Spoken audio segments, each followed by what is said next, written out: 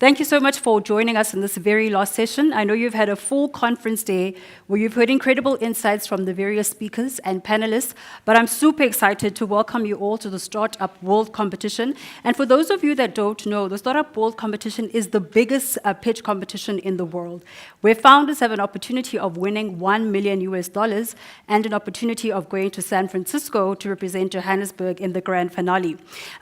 So before we start, I would like for all of you to please direct your eyes to the screen. We will play a brief video, and thereafter we will get into the competition. Thank you. This is a good second best. My name is Bill Reichert, and I'm a partner here at Pegasus Tech Ventures here in sunny California. I'm also the chief evangelist for Startup World Cup, so I have it in my blood to be supportive of all of you entrepreneurs out there who are competing for the possibility of a $1 million grand prize. But before we talk about Startup World Cup, I want to give special thanks to FinTech for supporting this event. Thank you so much for your support and enthusiasm in helping out the startups and the entrepreneurs here in South Africa. So before we talk more about Startup World Cup, a little bit about Pegasus Tech Ventures, the parent company of Startup World Cup. So Pegasus is a global venture capital firm with over $2 billion of assets under management, working with multinational corporations around the world to find exciting emerging technologies, exciting new startups and entrepreneurs that can be of strategic value to their corporate goals and innovation strategy. So we as Pegasus, we run many funds for our corporate partners and use those funds to invest in startups and help facilitate business collaborations between our startup portfolio companies like DoorDash and SpaceX and Airbnb and SoFi, and our corporate partners, companies like Marathon Petroleum and Aishin and Nikkei and Asus from around the world. So that's the core business model of Pegasus Tech Ventures. We decided to launch Startup World Cup to reach out to the global ecosystems of entrepreneurs, startups, and innovation. So the goal of Startup World Cup is to foster and celebrate innovation and entrepreneurship, and then create networking capabilities between entrepreneurs and investors in their own ecosystems, and then across the world, connecting them to Silicon Valley as well.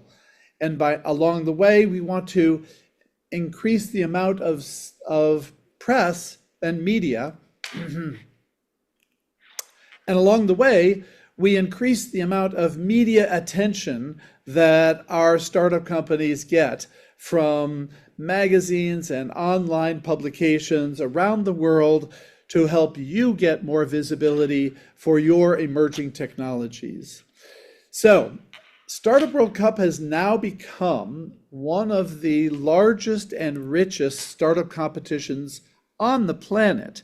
So we're doing startup competitions in over 70 regions around the world across 6 continents with the idea of finding the world's best emerging technology companies, connecting entrepreneurs with investors and with Silicon Valley, and providing them with global media coverage.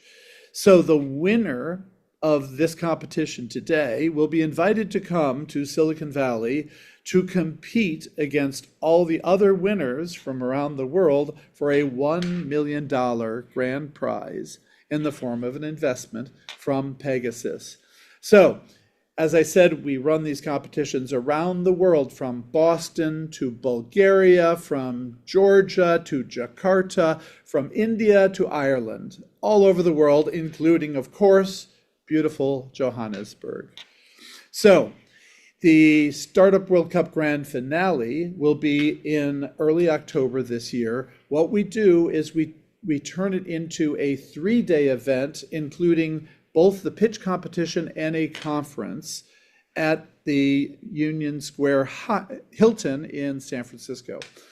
So what we'll do is we're going to find some world-class speakers to bring an audience of hopefully over 3,000 attendees, investors, corporates, other entrepreneurs, media, other stakeholders in the startup ecosystem, and then get a group of extraordinary VC judges to pick the winner, to whom a $1 million grand prize in the form of investment is provided.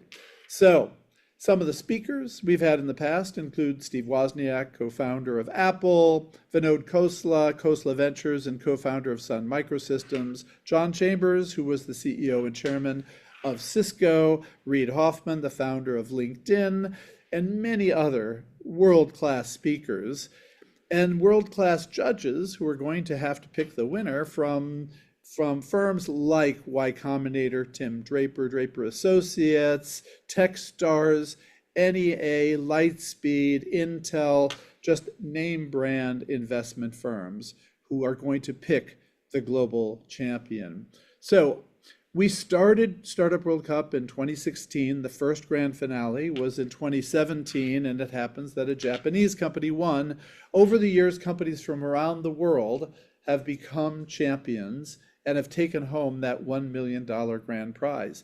In fact, what has happened is in almost every case, the champion has attracted much more capital than just our $1 million grand prize.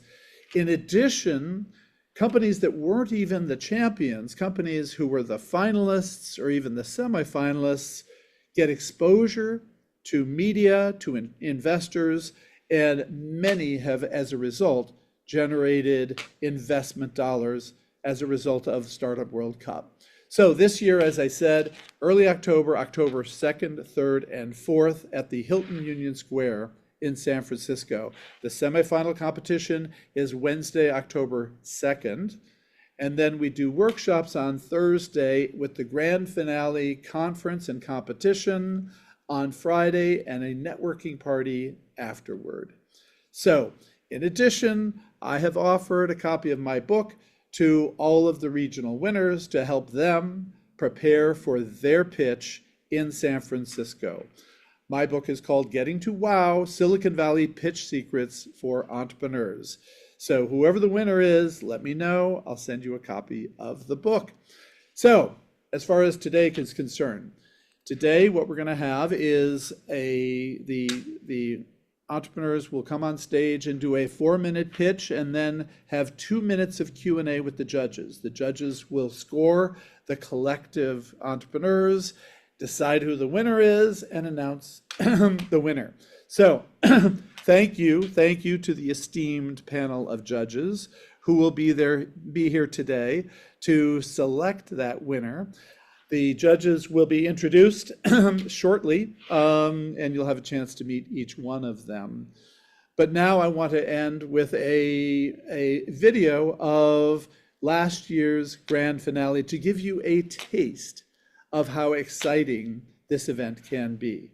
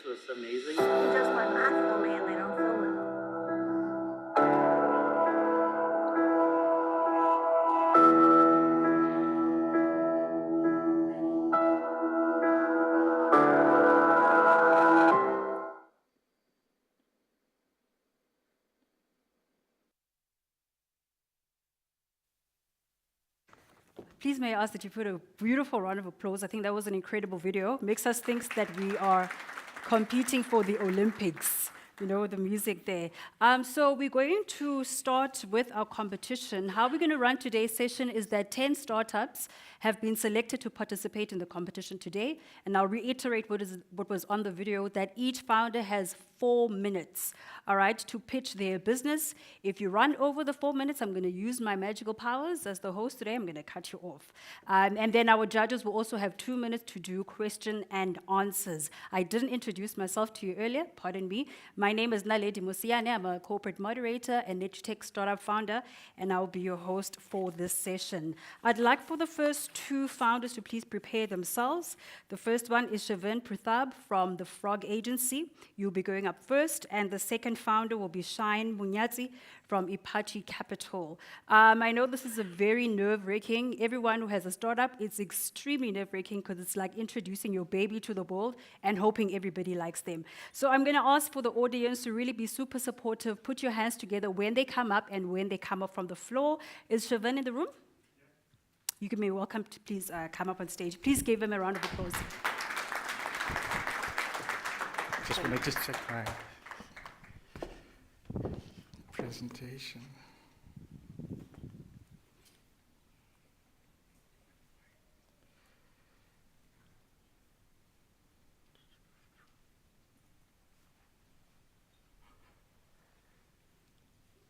So good afternoon, ladies and gentlemen.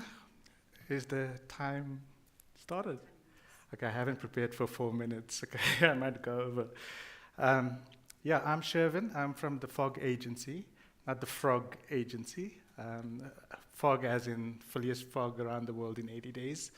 So we came up with this concept. It's called Fitted.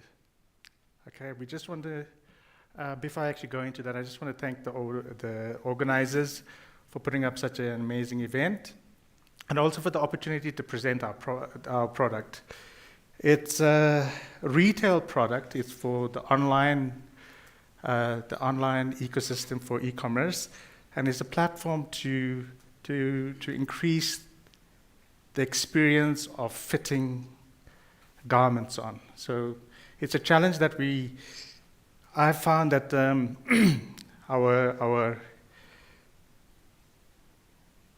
our ecosystem on the online space, the innovative body scanning, sizing, virtual try-on experience, combined with a new approach to the second-hand market as well. So how many times has this happened to you, where you ordered something online, after ordering all the clothes, shirts, tops, all of that, and eagerly waiting for them to arrive, and you find that you've ordered the wrong size, or it's made up in Korea, China, and the garment is not fitted for your market or our body shapes in this country. So it's always either cut up in different sizes. So, sorry, my presentation is a bit... So shoppers are all concerned about fitting issues across the world, and over 70% of shopping carts are abandoned. So fit, size, uncertainties lead to high return rates, creating frustration for shopping online. So 35% of shoppers cite sizing and fitting issues. So Fitted, our app, addresses these challenges by offering a quick 3D body scan. So what are we doing? We're actually creating a personalized 3D avatar for a customer that's doing the scan. Okay, so it's a virtual shopping, virtual fitting experience. So how does it work? So users can actually visualize the clothes with fit, with look, and increasing confidence for purchasing decisions online. So getting started with Fitted is very, very simple. Users scan their bodies with a phone to create a personalized 3D avatar. Our AI analyzes and scans these user preferences to create personalized lookbooks. So here's a quick video. Introducing Fit, the revolutionary app that brings the future of fashion to your fingertips.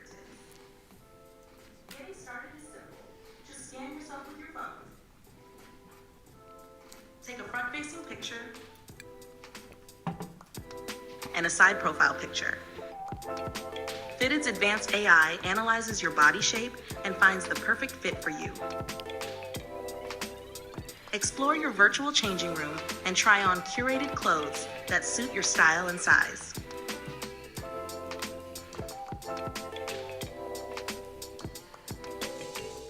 But this is just the beginning. There's so much more. Discover the future of fashion with Fitted. So we are currently in the prototype development phase, and we have multiple AI agents actually working on different aspects of curation, ranging from body and clothing measurements, working on color palettes and style pricing and personalized lookbooks. I am getting the cut-off Your time is up. Okay, cool. Judges, questions? Yeah, well done. You still in prototype phase, right? So you haven't done any tech integrations into any of the e-commerce brands. I just wanted to understand how that would work. So whenever you're selecting the plan is actually when you're selecting your size on like large, medium, for a garment, you actually have a button in there to actually integrate into click, scan the body. Ultimately, that's basically how we envisage it actually working. So we want to actually integrate it with a few partners. Currently, we're in talks with to see whether there's an uptake in putting our technology into the ecosystem. So there's a database of body measurements that we've already curated. So you can actually fit into certain, so it's a massive database. So what we're actually working on right now is to actually get more partners on board to actually prototype and test what we have.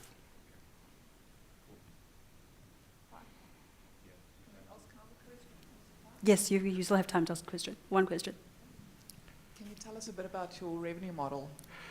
Yeah, so the revenue model, so I didn't actually go into the rest of it, but the ultimate game here is actually to focus on the second-hand market, because we're also seeing a big uptick, and that's where our major revenue uptake will be, because the second-hand market is actually growing by 11 times more, at a faster pace, 11 times faster than the global normal retail industry. So the models are fairly different. One is for merchandisers and retail e-commerce stores. That will be like a enterprise level kind of integration.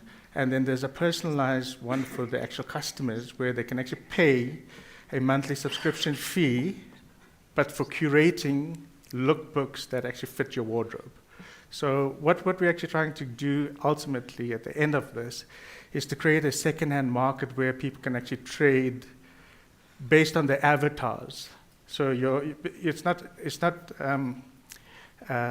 getting into your private space or encroaching on your privacy, but your avatar basically is your closet. So like if somebody wants to sell their old Louis Vuitton jacket or something like that they're not interested in, that's basically the trade that we're working on.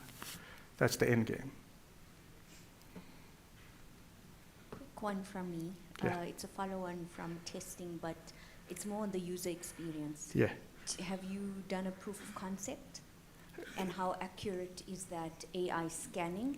Because as women, I think we like to touch and feel. So what kind of demographic are you targeting that as well? So we are targeting millennials and Gen Z. What we're finding is that that category is don't want to have the tactile shopping experience. It's just too much effort for them to actually go into shops and go through the whole walking around from store to store. They want a online experience that actually works for them. And the interesting part is that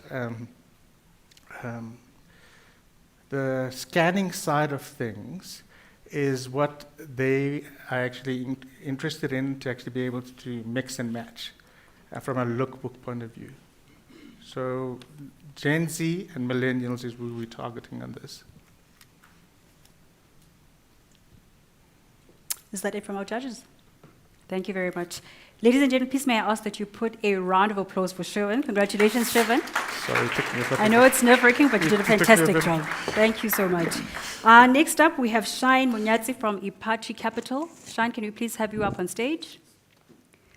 And remember, you have 4 minutes to do your pitch, and our judges will then interact with you. All right? After Shine, can we please have Catherine from MedSol AI Solutions just to prepare herself, and may I please ask that you come to the left side of the screen, pardon me, of the stage. After Catherine, we will have Hodzo Maduna from EntryPay. Please have your seat on the left side. Shine, you're welcome. Please put your hands together for Shine.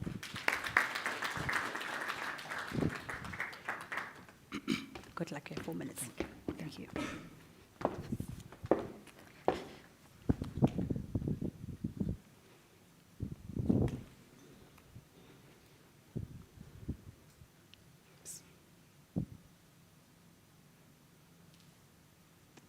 I'm trying to find the tag, The clicker. the clicker.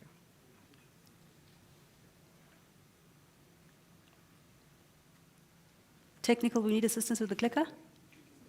The clicker's there. Okay, let me try and help Can you you. come and assist kindly?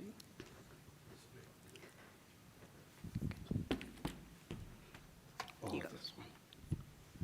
Right.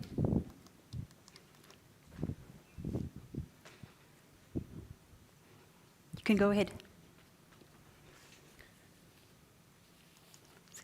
Imagine walking through the streets where small businesses brim with the ambition to build their businesses, but they struggle to access the funds they need to thrive. Now, envision being part of a solution that enables these businesses to transform their businesses into a reality. That is the journey that we're in at Ipachi Capital. Now, the problem small businesses face is that they lack access to capital from traditional financial institutions. And this is because they are considered a high risk, and there's no fit-for-purpose digital tool which they can use to prove their creditworthiness when they're applying for a loan. This is why we built it. A mobile app that leverages the power of AI to provide real-time and instant funding to these businesses. As the user transacts through our platform, our proprietary technology generates automated financial statements, your income statement, balance sheet, and your cash flow statement just in a second. And with that data, the system then recommends the right amount of credit a user can get so that they can be able to grow their businesses anytime they need at a speed faster than Bolt. Now, because we care about our customers, we have zero-rated our mobile app so that our customers can gain value or access our services without the need or barriers of data connectivity. And also there's an offline mode where they are using a zero-rated USSD code so that they can access our services. Our customers, because of the value we provide, they're happy to pay us a subscription of $6 per month. And on top of that, we charge small businesses 2.5% commission in withdrawal fees with our partner stores.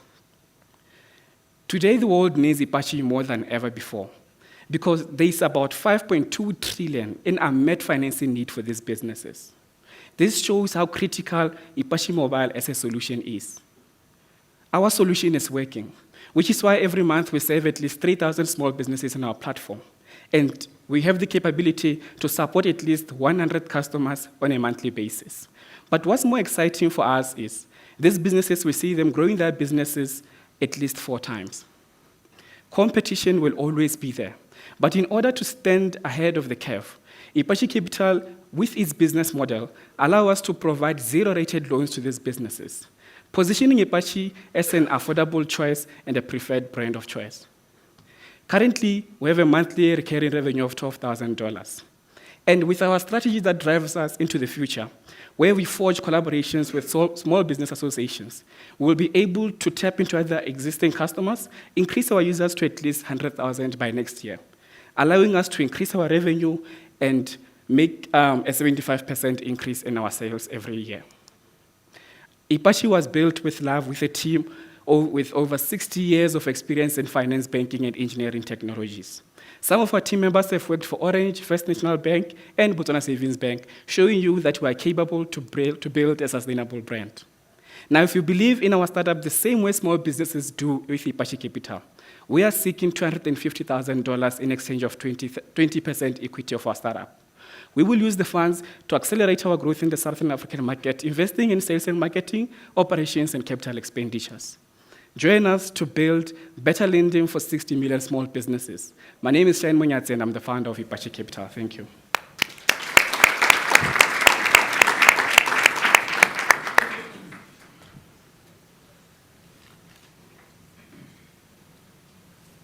Well done. So just talk me through your credit scoring model. All right. So what happens is we provide the customer with a mobile app where they will digitize their businesses. Imagine a kiosk that sells bread, beans, or any other products. Firstly, what they have to do is to load their products into the platform. Now, when the customer comes and buys, all they do is just to keep a record of that. And then we have other features like value-added services where they vend prepaid services, your electricity or airtime. And with that data, our algorithms, they will be able to process that data and to find out the historic performance of the business in terms of sales, profits. And based on that, the system can be able to predict the default of that person based on the transactions that they see and be able to recommend the amount that they can get so that the user also doesn't overcommit themselves to excessive debt.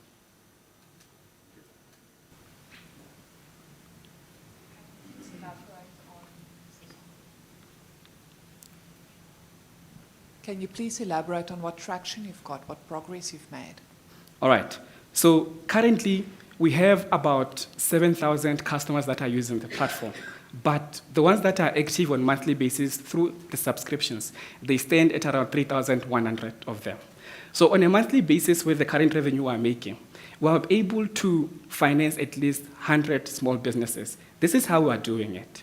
On every $6 subscription we get from each customer, we are pushing $2 on each subscription, pull it together, and create a loan book which we use to refinance these businesses.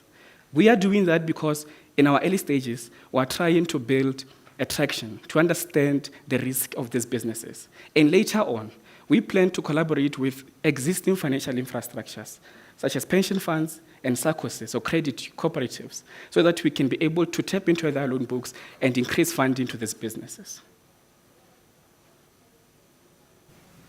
Any other questions, judges? In terms of traction, are you mainly based in South Africa, or what's your coverage? We also have offices in Botswana because we understand Botswana as a state that has good governance policies. And we have acquired some of the licenses, such as the Electronic Payment Service Provider license, where we're trying to tap into the existing market, try to reach as many customers as we can. And the market, after our service that we have done, we believe that it is conducive. And after that, we can be able to spread to other Southern Africa countries, such as Zambia. Okay. On the supply side, the lenders, how many lenders do you have on your platform? Currently, we have about 16 micro lenders and 2 big 4 banks. Okay, thanks. Yes. Thank you. Thank you so much for the opportunity. Thank you, Kenneth. Thank you. Well done. Thank you very much, Shine. That was a fantastic presentation. We know that SMMEs are the lifeblood of our continent. Next up, we have Catherine from MedSol Solutions. And Hoto, please do prepare yourself and be on the left side of the stage. Welcome, Hoto. Please put your hands together for Catherine. Thank you. Thank you. Let me close this. They're controlling it from there. Okay, so I'm using this. Good day, everyone. My name is Dr. Catherine Malherbe. I'm representing MedSol AI Solutions. Imagine Sarah, a mother of 2 children in the rural outskirts of Mpumalanga, who wasn't allowed early detection of breast cancer due to lack of specialist services and affordable health care. This is a reality for thousands of women, not just in South Africa, but globally. In our country, only 1 in 4 hospitals have imaging centers. This is where we come in. We've developed an AI and deep machine learning system that provides point-of-care diagnosis of breast cancer in rural sites with built-in Wi-Fi, as well as a offline version able to identify breast cancer masses. We want to provide comprehensive AI and deep machine learning services, not just locally, but globally. We want to improve patient diagnostic detection rates, but we also want to try and drive policy changes at grassroots level for breast cancer screening in our country. We have both the hardware, which is an FDA-approved system, as well as our software based on Android, which is a SAPRA-approved software. We also have our second-line product called Wound AI, rolling out end of this year, and we're also in early R&D for Liver AI. Our competitive advantage is that we have a 97.6% accuracy rate. Our system was trained over 40,000 histologically confirmed breast ultrasound masses, and even more so, we are 65% more cost-effective than what's currently in the market. Even though our competitors are in the big leagues, their systems are limited to high-end users, and it's not serving the rural setting in our country. Our team has over 25 years software experience, as well as diagnostic clinical experience.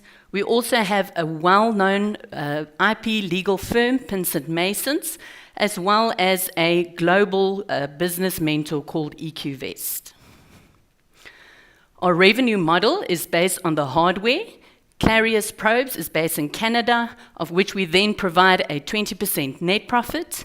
Our software licensing is a pay-per-use option for smaller enterprises using a tokenized system, and for larger enterprises, a licensing. Our business model is both software as a service and the hardware from business to business, and then accessing it to the customers. Our hardware sales and commission fees have a very strong net profit. The more our app is being used, the cheaper it comes for us on the running end of the back.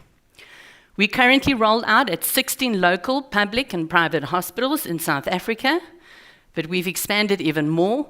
We are now also in distribution channels in Latvia, Colombia, Southeast Asia, as well as India. Our current partners are quite vast. Of most recent is we have now become a signed service provider of AstraZeneca's A-Catalyst network, and this is assisting us with the regulatory entry into the global market. Our funding up to this point has been over 2.5 million rand. However, we are still in active funding for the entry into the global market, which we are trying to access now. Our ask is for the expansion into the global markets, the regulatory approvals that come with medical devices, as well as the possibility of becoming part of our EXCO board as CFO to help us understand better the global markets. Please join us in revolutionizing breast cancer detection so that everybody has fair access and affordable care where they need it most. Thank you.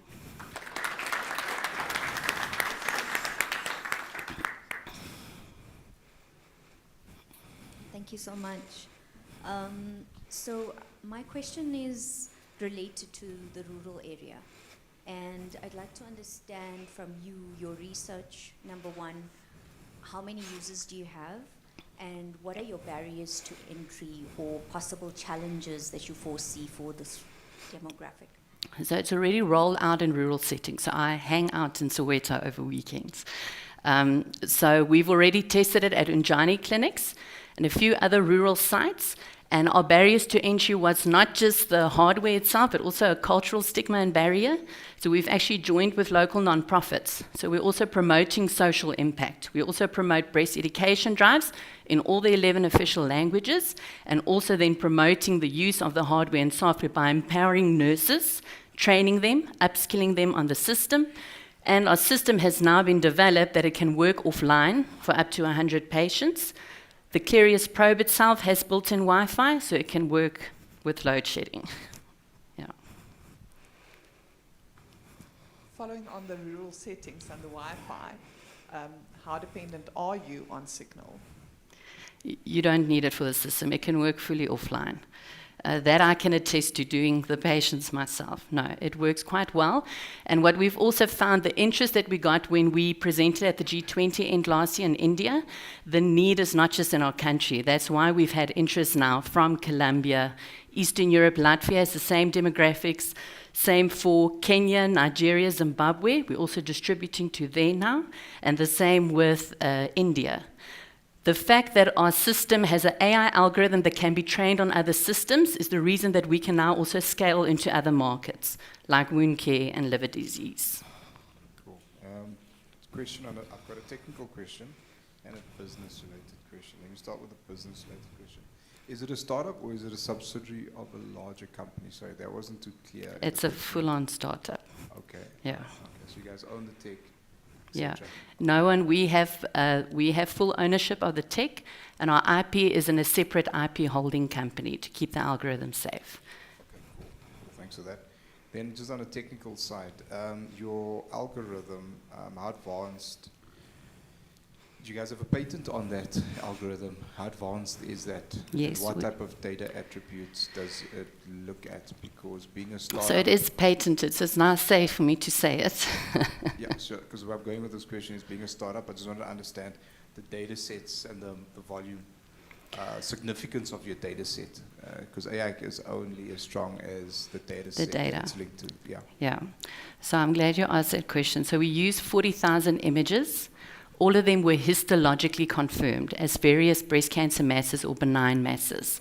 Now, histology is seen as the gold standard for breast cancer, and that was part of my PhD research.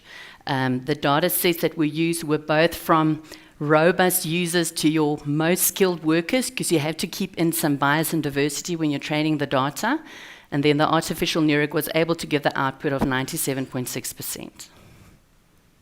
Thank you. Thank you very much, Catherine. Please put a round of applause together for her. Thank you, that was great. Next up, we'd like to welcome Khotso Maduna from Entry Pay. Thereafter, we will welcome Paul from Cimatech Integrated Solutions. Khotso, you in the room? Please come to the stage. You have 4 minutes to pitch your business. Please, may I ask that you put your hands together for Khotso. Good luck.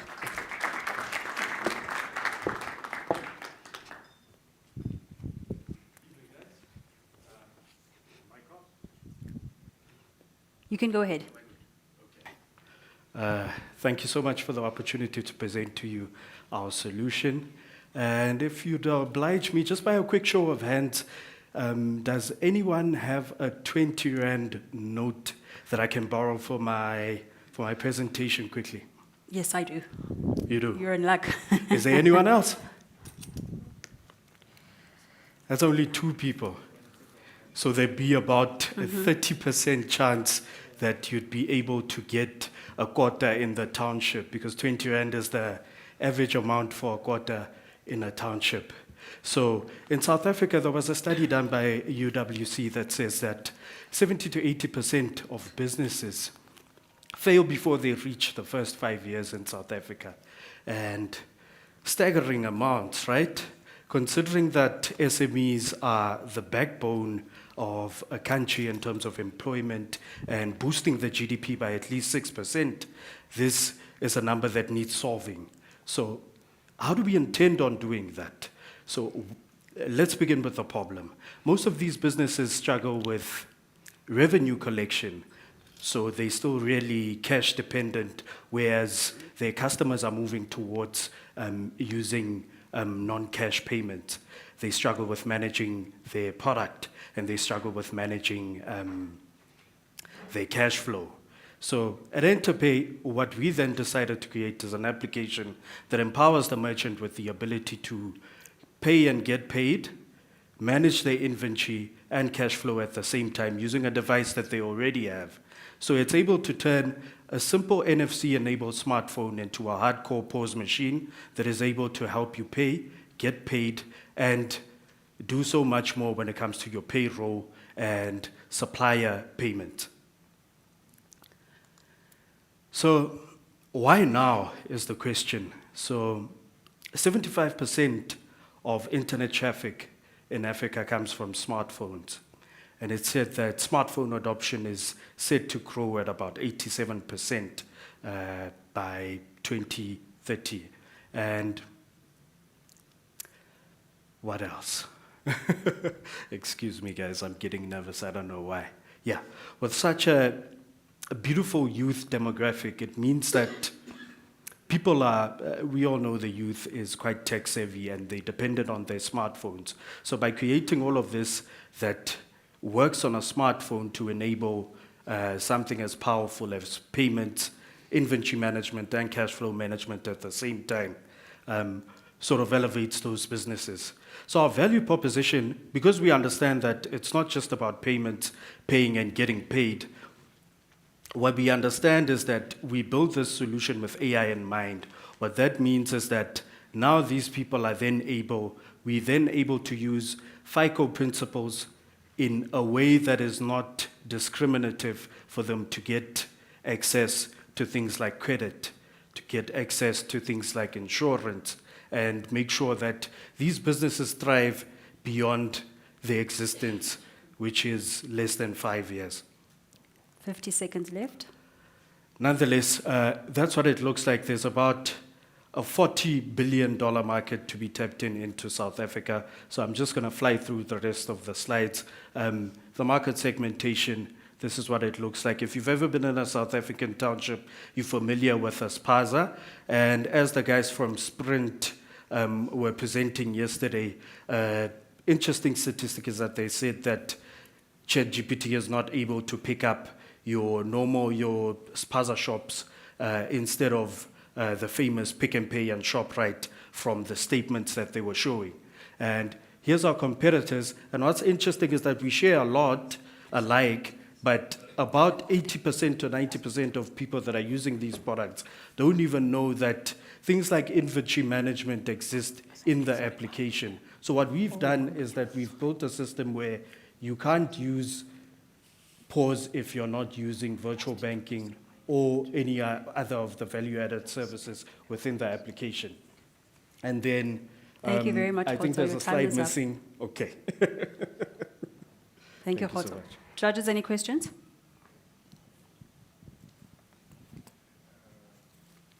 You're up against stiff competition. What does your go-to-market strategy look like? Our go-to-market in terms of How are you going to compete against Yoko? I mean, like practically on the ground. I don't know how many spaza shops are there. There's Yes. probably hundreds of thousands. Yeah. How are you going about targeting those? Yeah. So Considering definitely that at the Ikoka, moment, Yoka are already there. At the moment, with our beta testing, what we do is that we personalize how we get you signed on. And so what we do is that we offer a small commission to people to actually sell the product to the merchant. And so that it adds like a personal touch in terms of onboarding for them to understand the product, the education around how the product works, and what are the benefits of using it compared to a physical POS machine that is only able to do what a physical POS machine is meant for, as to a smartphone that can do so much for the business in terms of marketing, in terms of the way that you pay, get paid, and do everything else, payroll, on the same smartphone that you already have instead of getting an extra device.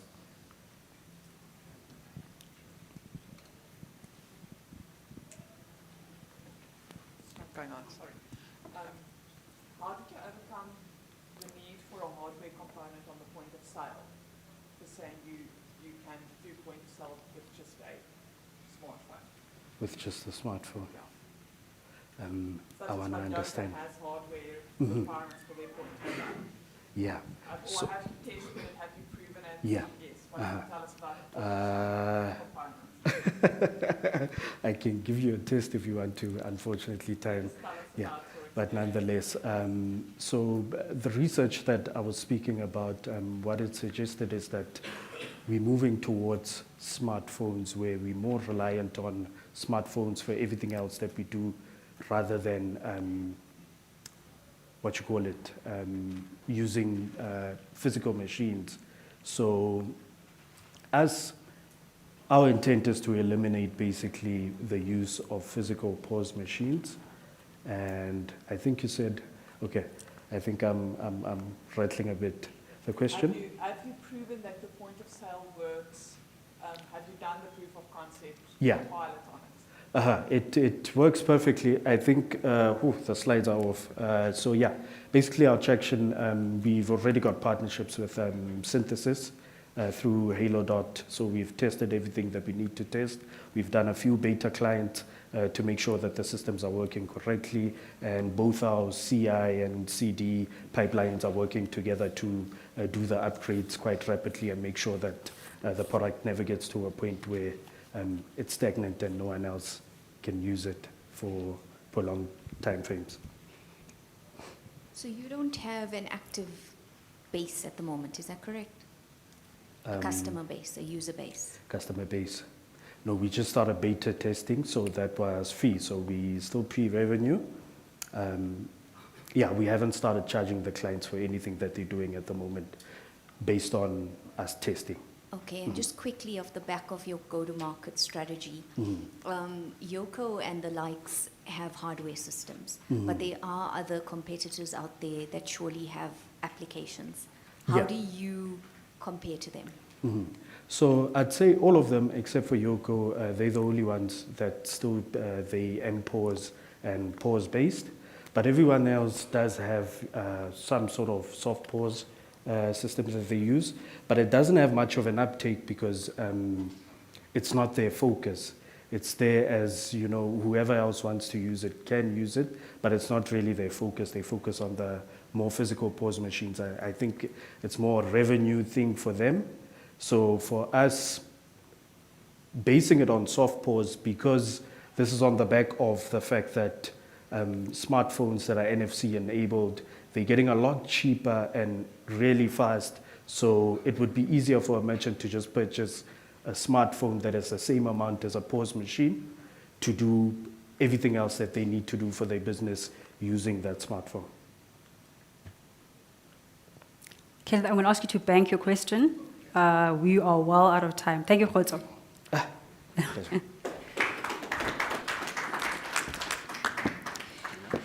Yes, thank you.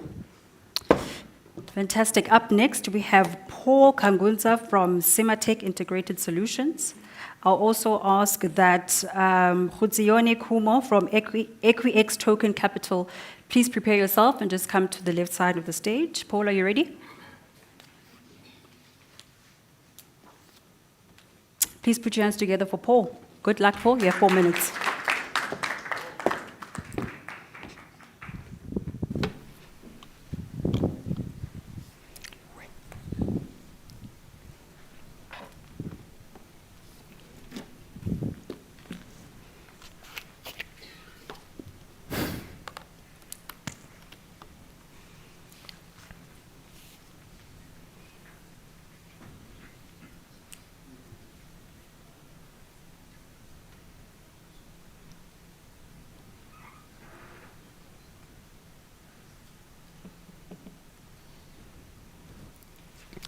Afternoon, ladies and gentlemen.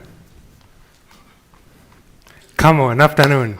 Cheer up, cheer up. Okay, so I'm Emmanuel, not Paul. I'm here on behalf of Paul, and it's a pleasure to be here. So on behalf of my team, which I'll introduce later, I'll take you through our pitch deck. So Simatech Integrated Solutions is the name of our company. It's a tech IoT startup based in Nairobi, Kenya. What we do is we develop water purification, cleaning purification, vending systems for our clients. By system, I mean it has two sides. There's the hardware side and there's a software side. The hardware is a home refrigerator size type of a machine. What it does is it purifies and vents water, and on the software side, it's an IoT dashboard where the insights from the machine are obtained and used. So the problem you're dealing with mostly is access to clean and affordable water. By clean here, I mean drinking water, clean enough to drink. So the access of clean and affordable water is a menace, especially in certain cities and marginalized societies. And also we have an issue with plastic waste. So the current model of distribution introduces a lot of plastic waste in the environment. Also, the existing channel of distribution does not allow for accountability of resources and revenue and reuse of material.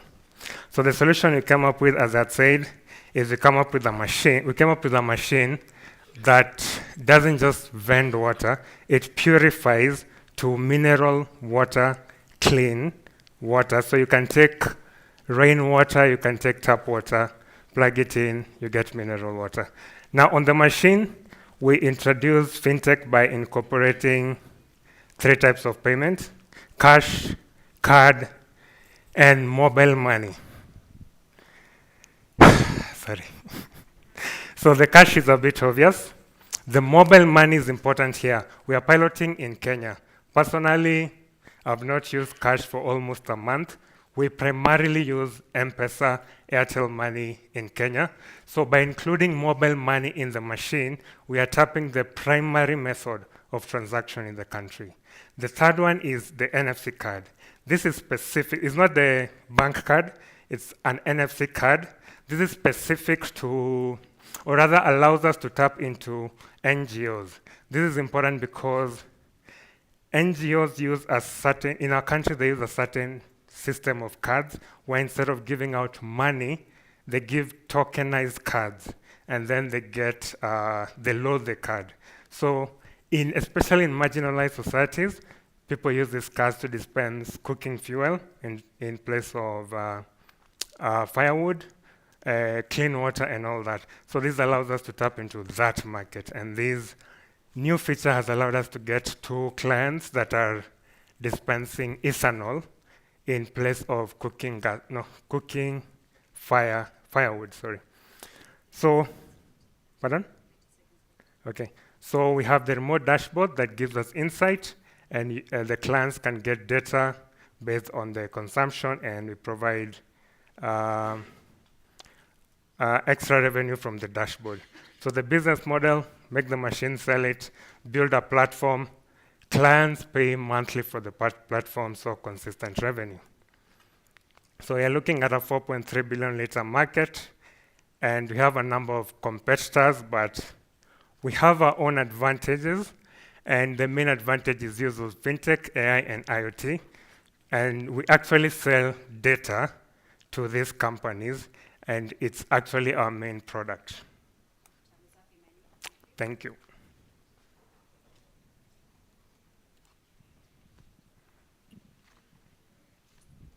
I got a question on the technology and your unit economics. Talk me through the tech. How does it actually work practically? I mean, do I, as Kenneth, need to go to some machine, take my dirty water and make a payment, and then out comes clean water?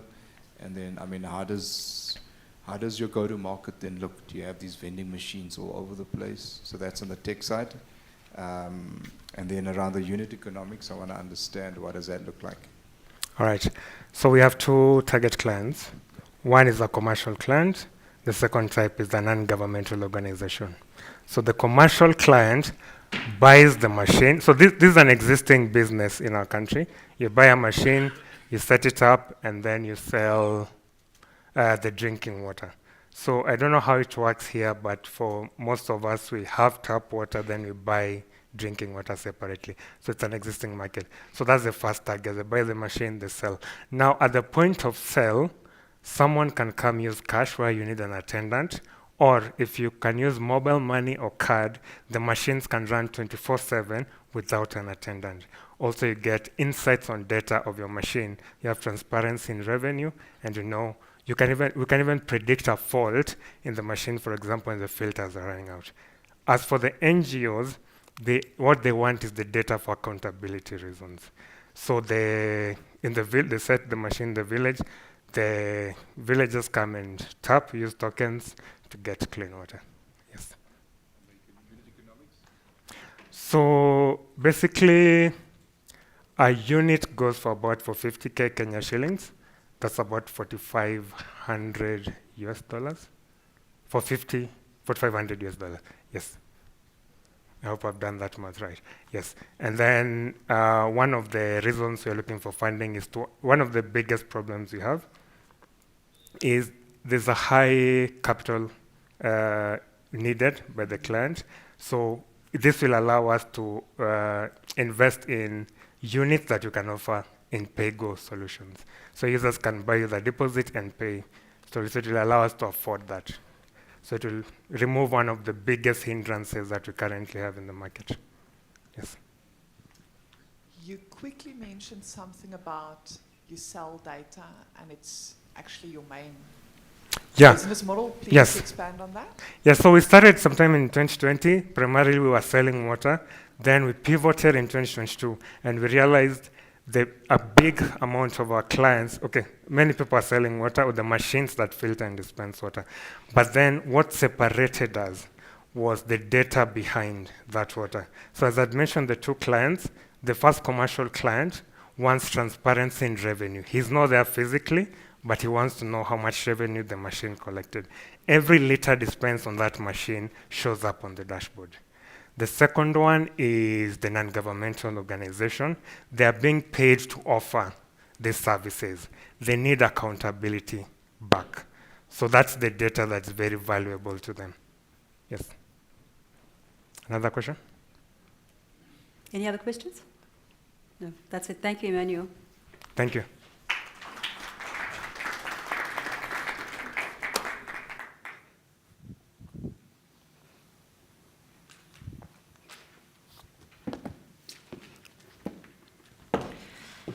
All right, next up we have the last two participants. The other three could not make it today, unfortunately. So I'm going to ask Noble Okoye from Lux AI to please come to the stage. They will be followed by Huzioni from EquiX Token Capital. You're welcome to come on stage, and you have 4 minutes to impress the judges. Please put your hands together for them.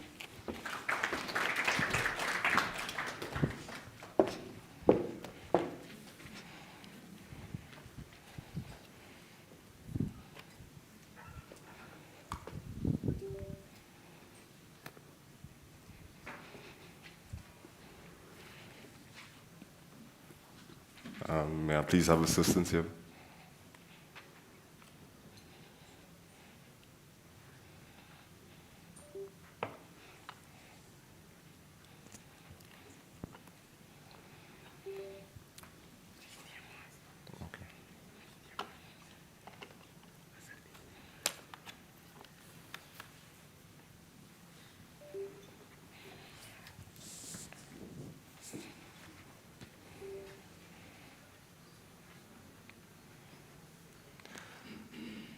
Greetings all.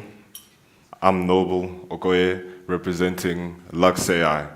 We aim to change and innovate African businesses as a whole. Firstly, we need to figure out the problems that arise when it comes to African businesses. One of the problems that arise is operational inefficiency. The challenges that come from handling too much data in order to increase productivity. Not only that, but customer service. Scaling up as a business is very important, and gaining customer acquisition is what drives the business. But attaining and satisfying those customers is just as important. But due to the fact that you are unable to reach out and satisfy all customer inquiries seems to be daunting on most businesses. Not only that, but data overload. Analyzing a vast and very much dynamic amount of data can also reduce productivity in businesses and not give them good analytics to talk about and scale their businesses. But now what Lux AI provides is tools for AI analytics. These tools help to increase the efficiency as well as analyze big amounts of data to find insights in businesses. Not only that, our virtual assistants. These virtual assistants can be used for customer inquiries, not just for customers, but clients within the business for client onboarding or employee onboarding.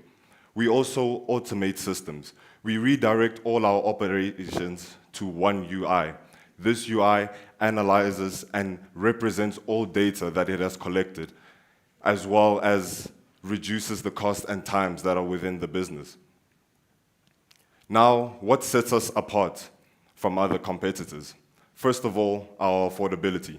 The fact that we use low to no code systems allows us to be more affordable. Not only that, our adaptability.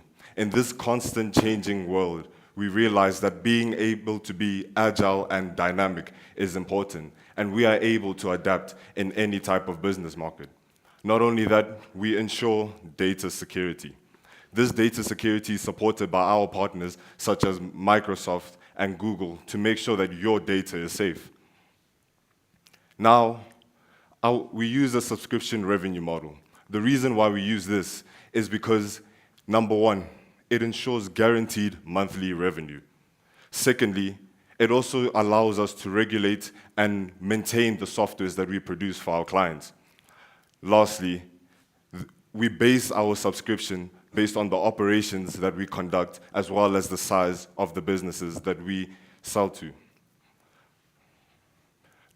Now, research done by OpenAI shows that the African market value concerning AI is $1.3 billion. Not only that, it is said to have potential customers adopting AI solutions, and that amount is about 1.8 million businesses. And it is said to increase by 1,000% within 2030. Now, our target market is small to medium businesses. The main reason why we use small to medium businesses is because this is 98% of our target market.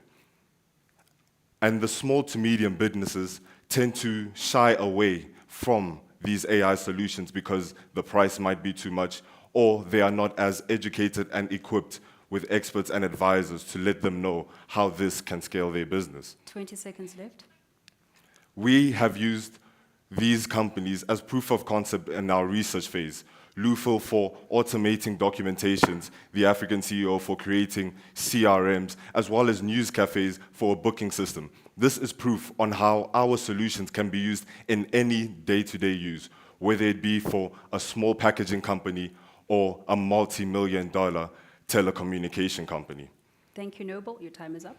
Thank you all, and any questions? Thank you so much. So I have a few questions, and I'll try to summarize them. So number one, what are your data parameters? So you spoke about a UI dashboard that collates all of the data. Can you just speak to us about that? And then you spoke about affordability. I want to understand the pricing relevance with regards to the SME target market that you have. And then the last one is you spoke about the subscription revenue model.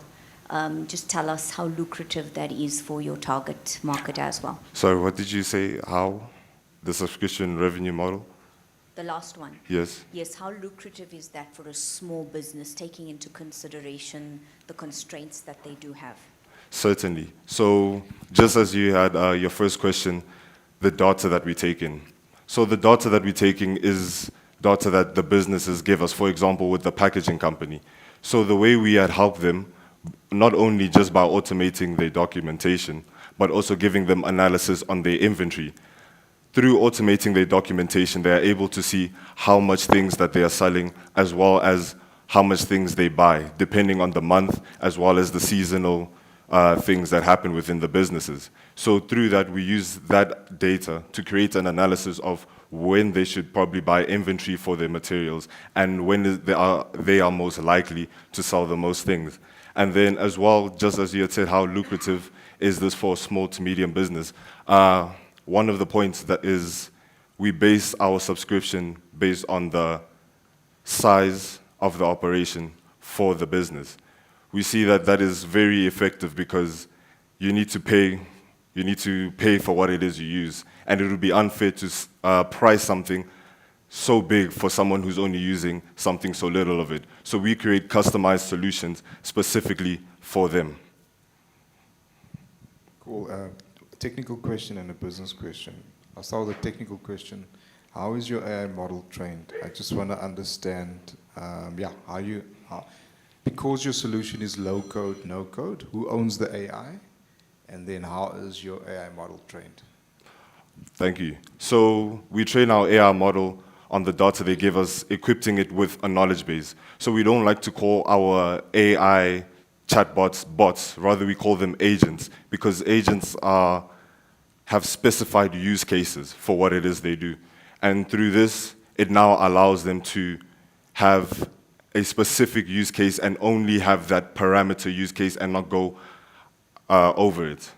And then I hope I answered your question.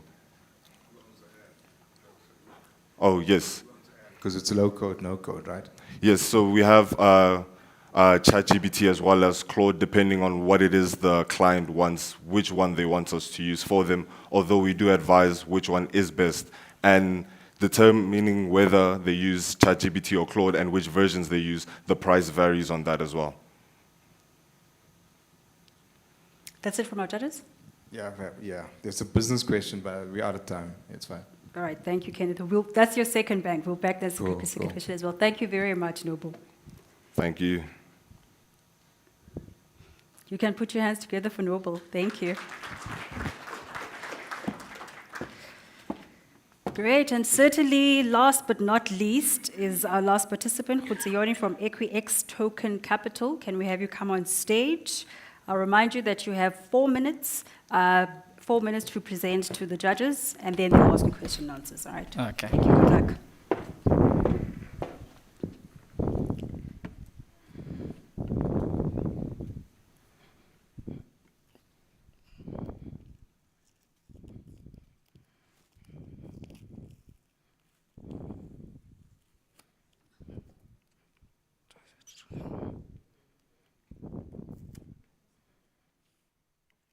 Can I get technical assistance? So I'm just plugging in the HDMI. It's on the other side.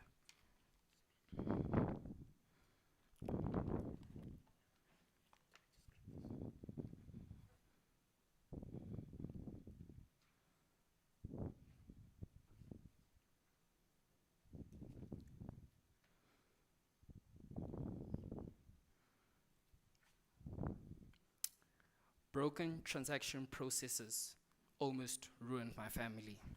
In 2016, when my grandmother passed away, my mom inherited the real estate, right? So when my mom wanted to transfer the real estate into her name, she was faced with hefty and high transaction costs. This problem is not only a problem faced by asset owners, but it's faced by investors as well. I am Percy, and we are bridging the gap between decentralized finance and traditional finance. So the problem that we face with real estate is a very illiquid market because it's very difficult to buy and sell assets.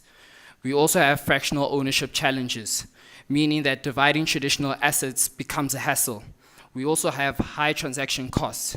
So intermediaries inflate the prices, making it difficult for buying and selling traditional assets.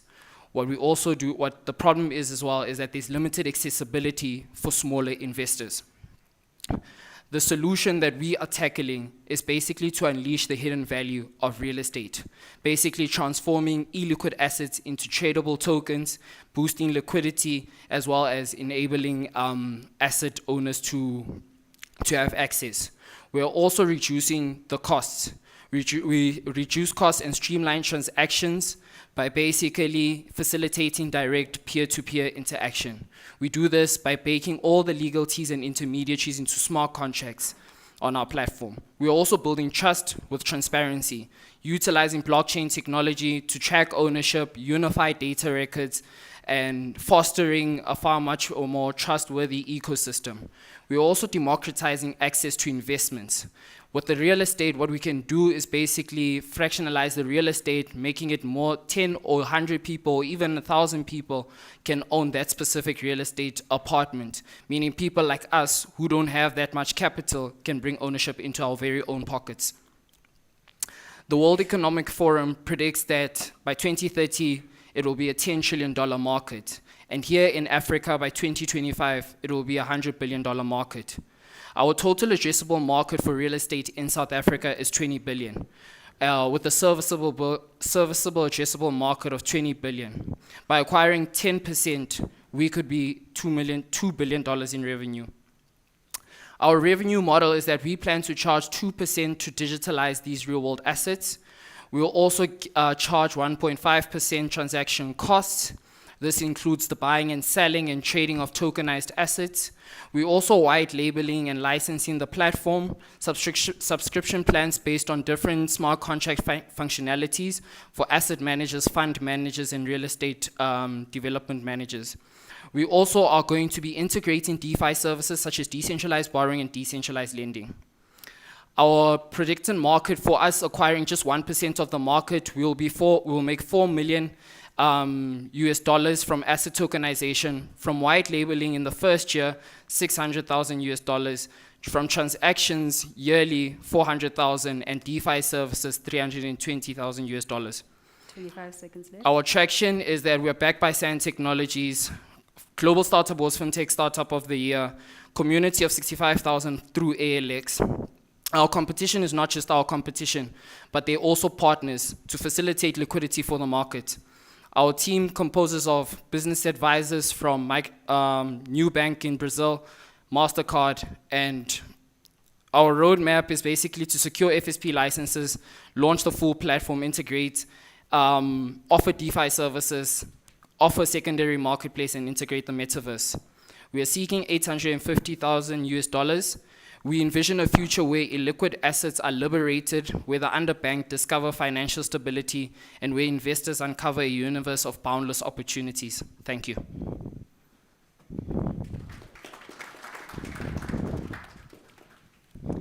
Can you briefly talk me through if I want to tokenize one of my flats that I'm renting out? So What do I do? if you want to tokenize one of your flats, you speak to me. But what you do when you want to tokenize your asset, right, is that we will need basically your title deed, right? Your title deed basically and have the record of the whole asset. So we are able to program it into a smart contract, all the legalities, the whole record of the asset, the value of the asset, all in that into a digital title deed using smart contracts, and it's as simple as that. I'm referring more to the deeds office, who still regards it as my property. Yes. So, you said you're referring to the deeds office. Yes, and I mean, even though I trade the token at the deeds office, it's still my property. So yes, so what we've done is that with our partnership with Schindler's Attorneys, right, is that we have decided to actually work with the intermediaries in basically streamlining their processes. So when you do it, you don't need to necessarily go to the deeds office. With our process is that because it's already a smart contract and it's automated, we are able then to communicate directly with the deeds office, and then basically it shows a unified record over both sides that the asset has been transferred and the asset is in your name. Yeah, I was going to ask you to give me a practical demonstration, right? Okay. And it sounds good in concept, but in reality, how much of this tokenized assets have you actually executed upon? Okay, so because of regulations, we aren't able to actually have the product on the market. But what we've done is that Transnet Properties has invited us into this year's, they plan to basically optimize their portfolio. So what we did with them was that we are basically piloting the process, the technology process, by basically unifying their data records and basically optimizing their management processes through our solution of just tokenizing it. So in terms of the buying and selling and tokenizing, we aren't really able to go to market because of the licenses. So what we've done is that we've decided to white label to basically try and push the business to bring money into the business. So we've decided to basically white label the platform. That way we don't necessarily need to use licenses. And we've only just completed our MVP just a month ago.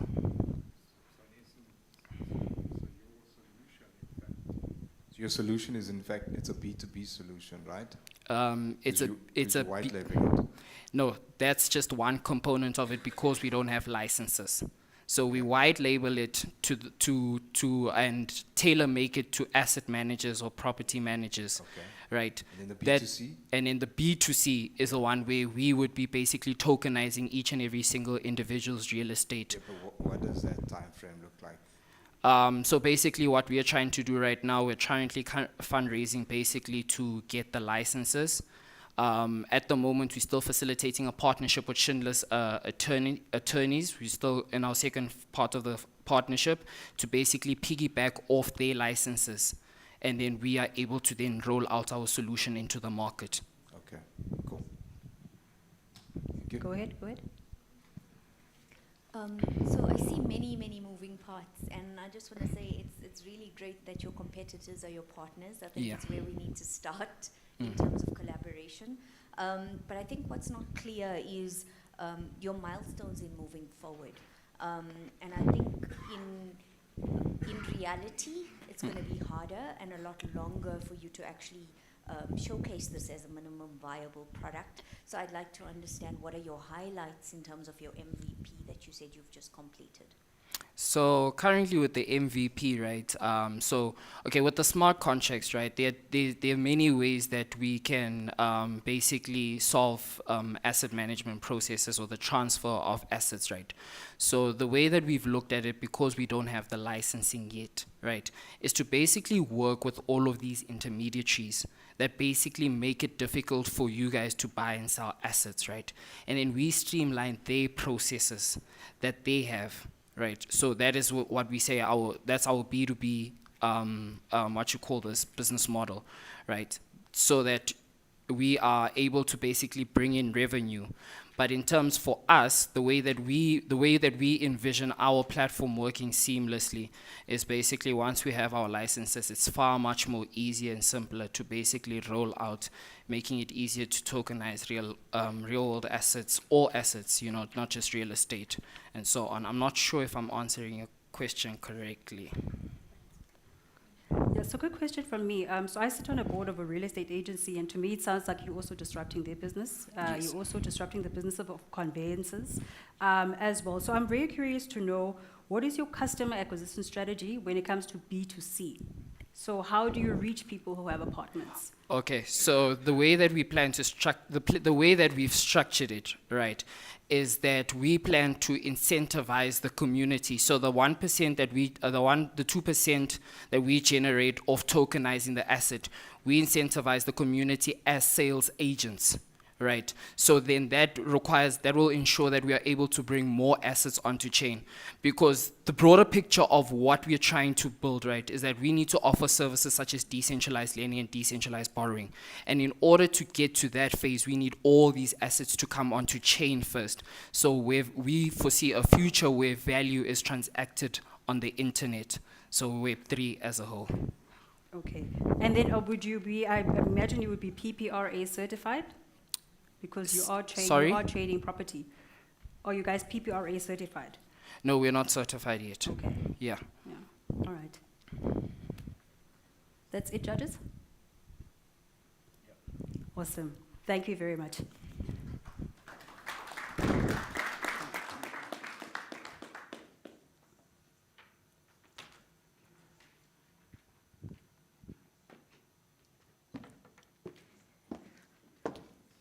All right, ladies and gentlemen, thank you so much for sticking it out for the rest of the competition. Can I just ask that we put one round of applause for all our participants? There's some very really incredibly impressive, innovative startups that we've seen here, and hopefully we want to get one that's going to represent Johannesburg in San Francisco. Now we're going to give the judges 10 minutes to deliberate amongst themselves and choose a winner. So in 10 minutes, if you'd like to take a quick break, you're welcome. And at 17:47, we will be announcing the winner. Thank you very much. Right, ladies and gentlemen, thank you so much for sticking around. I'm just going to ask for everybody just to pay their attention onto the stage, and we can get on with the prize giving. So before we get to announcing who the winner is, our judges have been very generous to give prizes to the winner and some of the runners-up. That will be announced by the judges. The second point is that Kenneth will then give back feedback on give feedback on behalf of all the judges to announce who the winner is, the runners-up, and the feedback as well. So I'm going to ask Kenneth to please come on stage. And Tarina to please come on stage. Thank you very much. And they will start announcing the winners for the prizes. Awesome, guys. Just a round of applause for the participants. I mean, wasn't that amazing? I think all of the guys have represented us here today. Whoever selected is definitely going to make South Africa and Africa proud. So it's really great to see these wonderful innovations originating from Johannesburg and from South Africa, and in Africa in particular. All right, so let's get on to the business end of things. So we're gonna lead up to the winner, just to build some anticipation. So we have our sponsors here. There's some prizes that we're gonna hand out. So we're gonna start with best presentation. So the best presentation goes to Apache. I'll get this for you, don't worry. I see the crowd validates that. Is it right? Awesome, awesome. The CEO, could you please make your way to the stage? Well done. We loved the sleekness of the presentation. It was on time, to the point, and well done.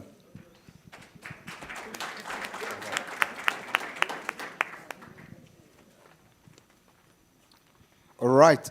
Our next award goes to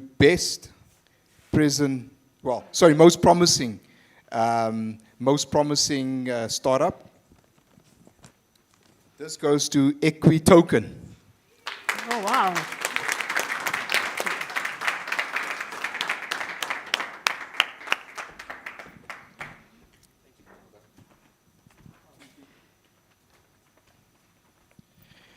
All right, now we're heading for gold, silver, and bronze. It's heating up now. So, in third place, we have Simitech.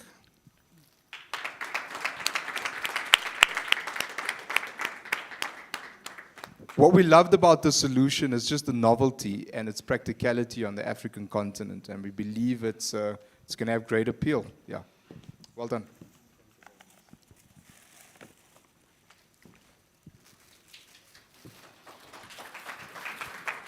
All right.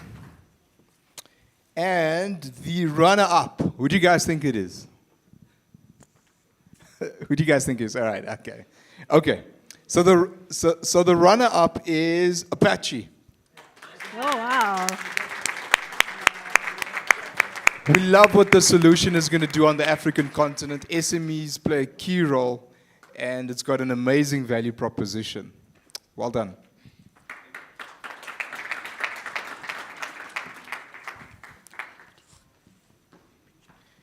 All right, that leaves us with one last award.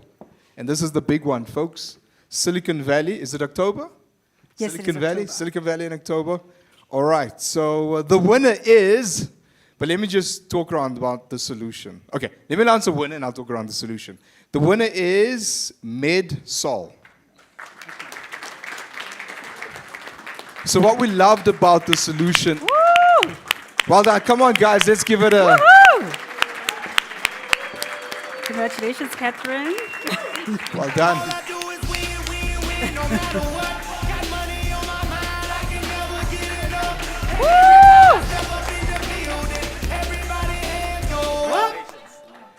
What we really loved about the solution, again, practicality. It solved a really unique problem, not just in Africa, but also globally. And we're really amazed around how they infused IoT with AI. And that's really brilliant. The medical technology space is a challenging space. And just the way they've designed their solution is amazing. And we believe it's going to put South Africa on the map. Hopefully it will win the $1 million. So well done. Joanna, any couple of words? I just want to say I will proudly represent our country. Yay. I'll try and bring that trophy home. Awesome stuff. Let's give another round of applause. Round of applause, yeah. Sorry, and before we actually close, we received great news here from the back for you, Catherine, that you, as the winner, you would get a 25,000 prize. Pardon me, let me put it properly. You're getting a marketing plan research package from Humanoid worth 25,000 Rand as well. We need more. You need. Oh, pictures. Let's go. Guys, thank you. Conrad, do you want to join us on stage? I think we need to do pictures, Kenneth. Catherine can stay on stage to do pictures with the winner. We'll start with the judges first and the main winner.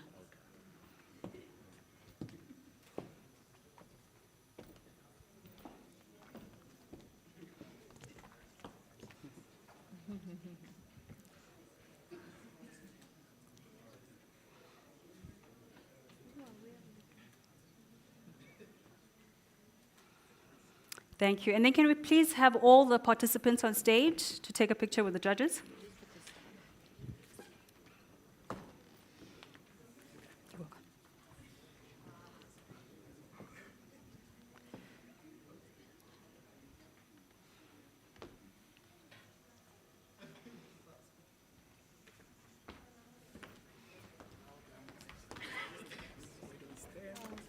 Just shuffle anywhere.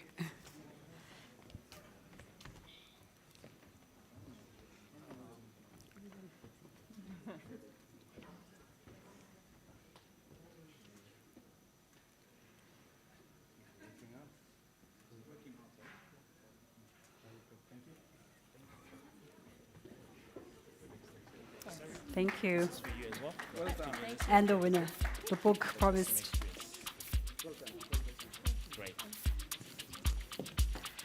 All right, ladies and gentlemen, thank you so much for being with us today. Thank you so much for being supportive of our young entrepreneurs. Huge congratulations to Dr. Catherine. I know you're going to make us super proud. Congratulations as well to all the runners-up and everybody who participated in the competition today. There are cocktails outside. Please stick around to network. And a huge thank you to our judges as well. Enjoy the rest of your evening. Thank you.